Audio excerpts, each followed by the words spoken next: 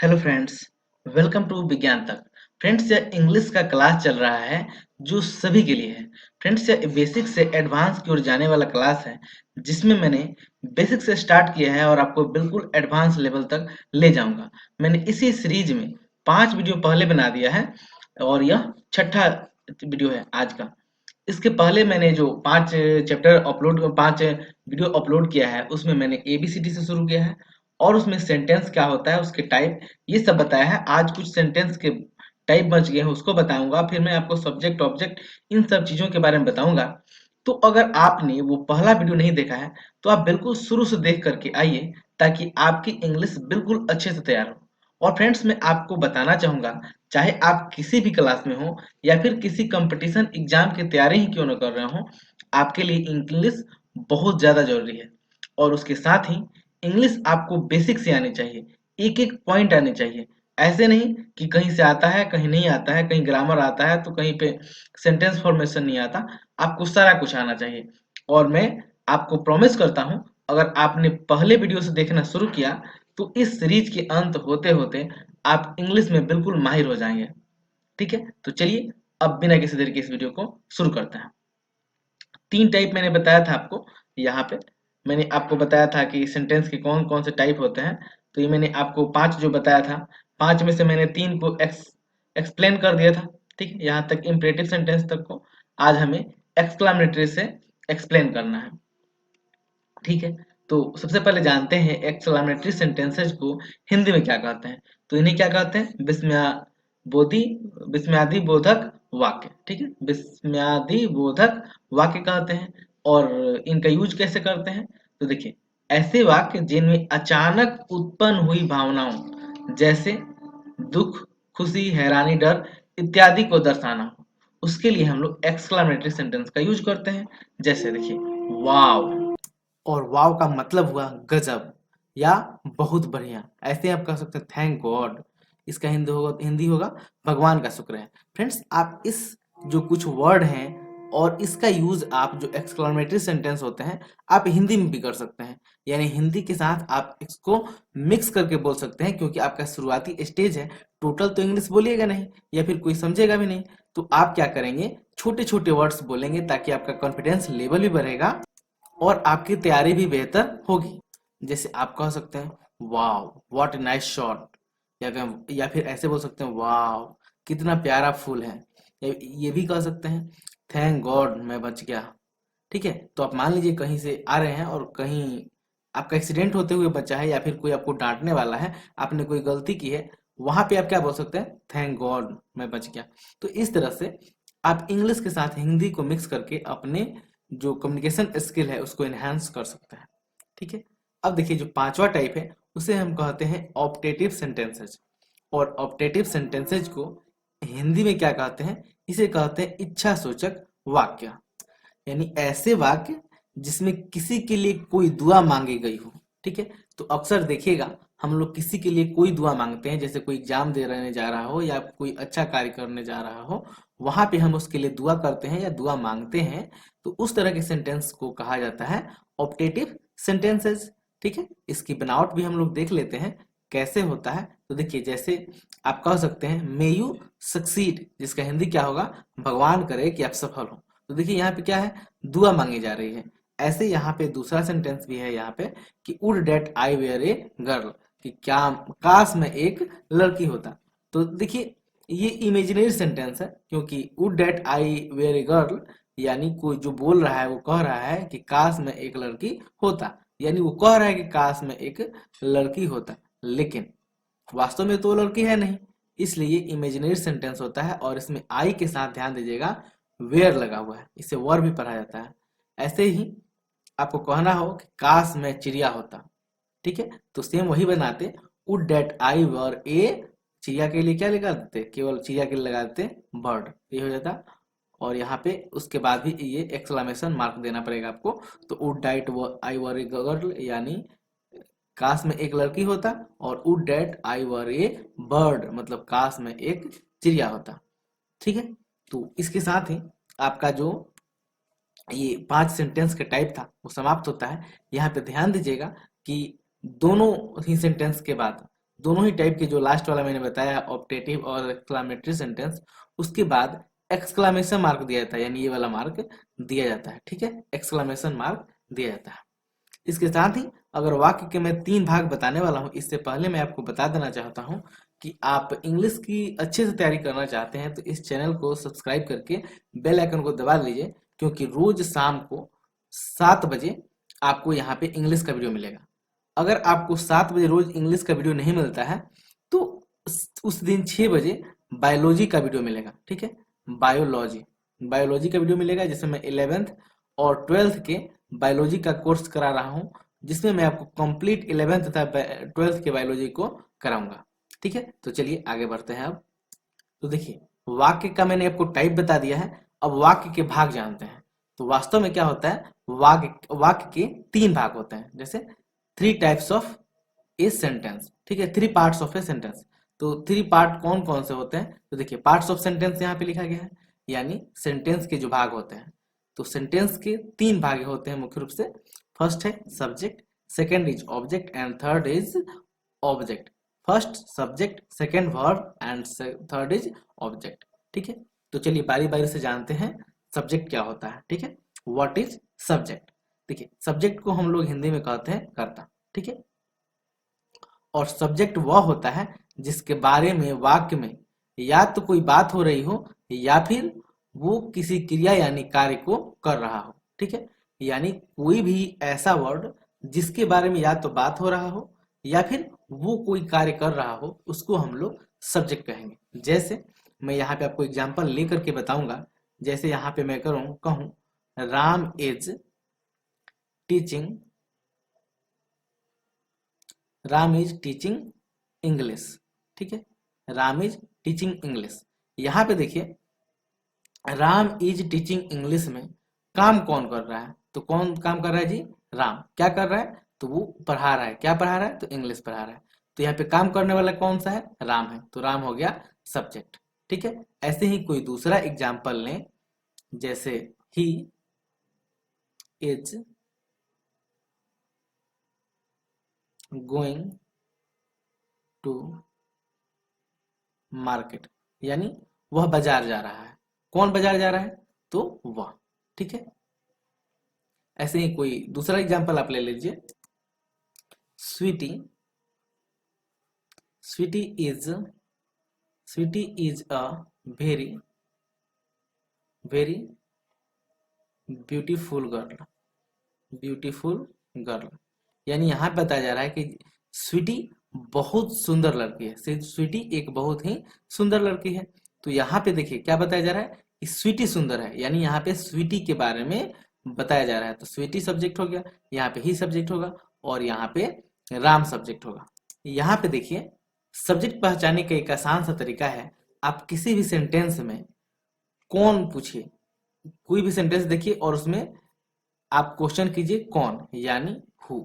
ठीक है, हु। जैसे यहाँ पे राम इज टीचिंग इंग्लिश, यानी राम इंग्लिश पढ़ा रहा है। तो यहाँ पे आपको प्रश्न क्या करना है, कौन। ठीक है, इस सेंटेंस में कौन, यानी कौन इंग्लिश पढ़ा रहा है, तो कौन इंग्लिश पढ़ा रहा है जी, राम, यानी राम सब्जेक्ट हो गया। वैसे ही दूसरा he is going to market, वह बाजार जा रहा है। यहाँ पे फिर आप क्वेश्चन कीजिए कौन, यानी हु। कौन बाजार जा रहा है, तो कौन जा रहा है जी, ही बाजार जा रहा है, यानी वह जा रहा है। तो यहाँ पे ही सब्जेक्ट होगा। वैसे ही इस सेंटेंस में भी देखिएगा, Sweety is a very beautiful girl. यहाँ पे भी आप हु पूछिए, यानी कौन है, तो कौन सुंदर है, तो स्वीटी सुंदर है, यानी स्वीटी क्या हो गया, स्वीटी हो गया यहाँ पे सब्जेक्ट। मुझे उम्मीद है आपको सब्जेक्ट बिल्कुल अच्छे से समझ में आ गया होगा। तो चलिए इसके साथ ही हम लोग मूव कर जाते हैं सेकंड यानी वर्ब पे। वर्ब को हिंदी में कहते हैं क्रिया। ठीक है, इसे आप कर्म, काम या कार्य भी कह सकते हैं। क्रिया वो है जिसके माध्यम से सब्जेक्ट के कार्य या अवस्था की जानकारी मिलती है। यानी सब्जेक्ट, ये वर्ब भी हमें बताता है कि जो सब्जेक्ट है वो कौन सा कार्य कर रहा है या किसी स्थिति में है, उसकी स्थिति क्या है, उसकी अवस्था क्या है, इसके बारे में हमें पता चलता है। ठीक है, जैसे यहाँ पे कुछ एग्जाम्पल ले लेते हैं। ठीक है, यहाँ पे जैसे मैं बता रहा हूँ, Ram teaches Ram teaches English. Ram teaches English, इसका मतलब क्या हुआ, राम अंग्रेजी पढ़ाता है। राम अंग्रेजी पढ़ाता है। तो अब देखिए यहाँ पे जो ये टीचेज है ये वर्ब है, ये क्या बता रहा है, ये बता रहा है कि राम कोई कार्य कर रहा है। ठीक है, वैसे ही अगर मैं बताऊं, ये लिखूं राम इज वेटिंग, यानी राम इंतजार कर रहा है। यहाँ पे जो इज है ये क्या है, इज है वो वर्ब है। ठीक है, ऐसे ही ये भी वेटिंग भी वर्ब है। अब आपको मैं बताऊंगा थोड़ा सा आगे, आप फिलहाल ये पहचानना शुरू कीजिए कि ये क्या है, वर्ब है। वैसे ही कोई और एग्जांपल लेते हैं, सोनी, सोनी इज इल, यानी इसका मतलब क्या हुआ कि सोनी बीमार है। अब देखिए यहाँ पे सोनी कोई कार्य नहीं कर रही है, लेकिन यहाँ पे जो इज है ये बता रहा है कि सोनी क्या है, बीमार है। ऐसे ही अगर मैं ये लिखूं, Soni was, Soni was ill, यानी सोनी बीमार थी। तो देखिए ये अवस्था बता रहा है, यहाँ पे वाज बता रहा है कि बीमार थी, इज बता रहा है कि सोनी बीमार है। ठीक है, तो वर्ब क्या करता है, तो किसी भी सब्जेक्ट की या तो अवस्था बताएगा या उसका एक्शन बताएगा कि वो कौन सा कार्य बता कर रहा है। जैसे यहाँ पे जो टीचर्स है ये कार्य बता रहा था। ठीक है, जबकि ये यहाँ पे इज देखिएगा, वाज देखिएगा, ये क्या बता रहा है, अवस्था बता रहा है। ठीक है, किसकी अवस्था बताएगा या किसका एक्शन बताएगा, किसका कार्य बताएगा, तो किसका बताएगा, सब्जेक्ट का। जैसे यहाँ पे राम सब्जेक्ट था और सोनी सब्जेक्ट है, इसी का ये बता रहा है स्थिति या फिर अवस्था। ठीक है, अब जानते हैं कि क्रिया यानी वर्ब कितने तरह का होता है। ठीक है, तो देखिए वर्ब को मुख्य रूप से दो भागों में बांटा गया है, मेन वर्ब यानी मुख्य वर्ब, मेन वर्ब को हम लोग मुख्य क्रिया कहते हैं, तथा दूसरा सहायक क्रिया या फिर जिसे हम हेल्पिंग वर्ब या फिर एक्सुलरी वर्ब भी कहते हैं। तो सबसे पहले समझते हैं मुख्य क्रिया यानी मेन वर्ब के बारे में। जिन वाक्यों में हमें कोई कार्य किया जा रहा हो, जिन वाक्यों में कोई कार्य किया जा रहा हो, वहां पर यह क्रिया सब्जेक्ट के द्वारा किए गए कार्य की जानकारी देता है।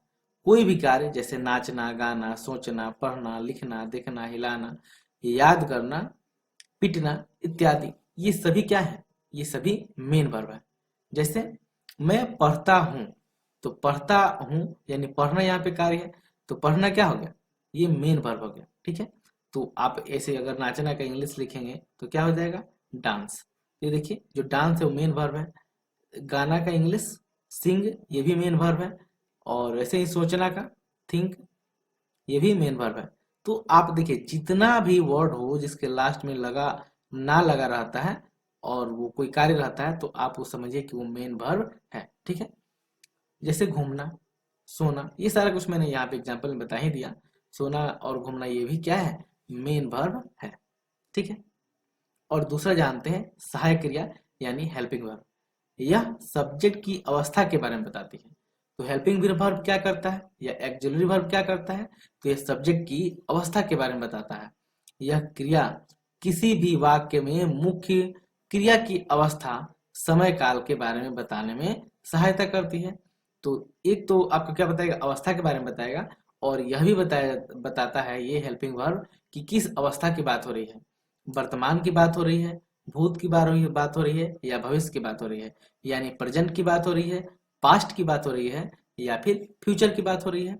और कुछ यहाँ पे एक्सिलरी वर्ब देख लीजिए, जैसे is, am, are, was, were, has, have, had, do, does, did, ये विल, ये सभी क्या है, ये सभी क्या है, ये सभी हेल्पिंग वर्ब है। और इसी में आते हैं आपके मॉडल एक्सिलरी वर्ब। ठीक है, एक्सिलरी वर्ब को भी ये आप अलग से एक पढ़ते हैं, मॉडल्स। ठीक है, आप जहां पढ़ते होंगे मॉडल्स या फिर मॉडल एक्सिलरी वर्ब उन्हें हम कहते हैं।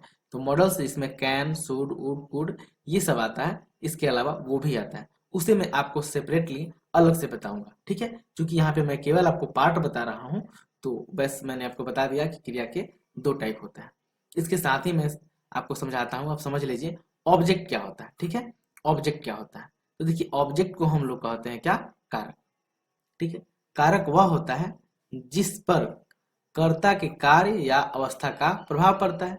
जैसे यहाँ पे कुछ एग्जांपल देख लीजिए, राधा संगीत गा रही है। ठीक है, राधा संगीत गा रही है, तो क्या गा रही है, क्या गा रही है जी, तो संगीत गा रही है। तो ये संगीत हो जाएगा ऑब्जेक्ट। देखिए ऑब्जेक्ट को भी पहचानने का ट्रिक है कि आप यहाँ पे क्वेश्चन कर सकते हैं क्या यानी व्हाट, ठीक है, और ऐसे ही कहाँ, कहाँ यानी वेयर।